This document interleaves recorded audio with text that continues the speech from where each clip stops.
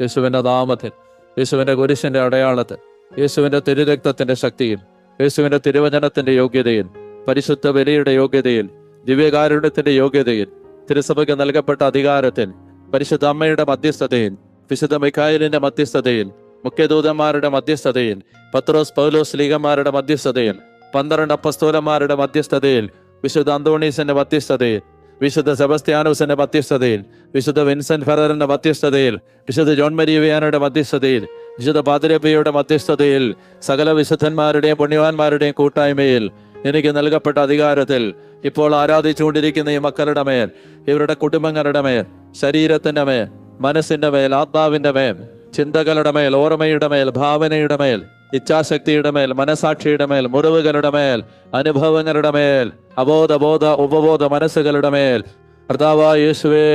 കാലാകാലങ്ങളായി ആധിപത്യം ഉറപ്പിച്ചിരിക്കുന്ന അന്ധകാര